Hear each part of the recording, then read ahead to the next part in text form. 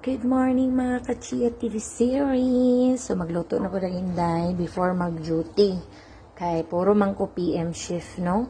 So magluto muna ang inday before magka ano-ano na. Kasi gusto ko pag uli ng nila or mamayang gabi, meron na silang ulam. So dahil masipag ako since yesterday at ngayon, diba? Sinipa ako ng kasipagan. So magluto ako dyan ng hulaan nyo para bigyan ko kayo ng secret. Charis lang. So, isang barrel ng bitsin. Bitsin yan, day. Tapos, 100 barrel na asin. O, diba? Lagyan natin ng version na sutanghen, ground black pepper, fresh from the farm, bagong pinitas. Tapos ito, gusto ko kasi may kick na anghang. Tapos yung sobra natin yesterday, garlic, ginger, fresh from the farm din. O diba? Kalamunggay day, lami kayo. Tapos, 5 ka kilo, charis lang, na wings ng dragon. O diba?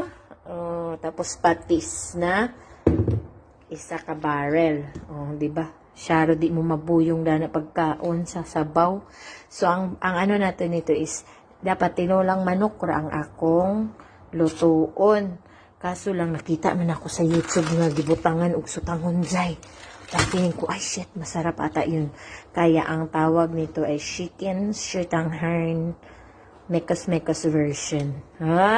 Ingon sila kay nami daw ang akong fish fillet na kagay yesterday, shit, ito na ako, hindi ko yung tinikman, mekos lang talaga, tinignan ko lang sa YouTube.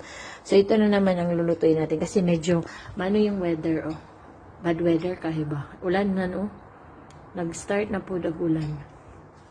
So, yesterday, wala talaga humpay ang ulan, day. So, magluto sa si Inday, mag-quick version. So, nakita ko sa YouTube, lami kay iyang version ni ate nga Pinay ang YouTuber siya na Pinay.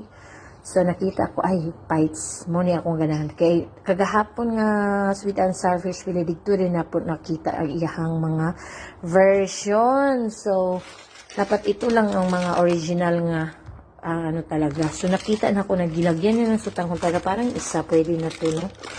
Isa ka buo. Let us see kung isa or duha.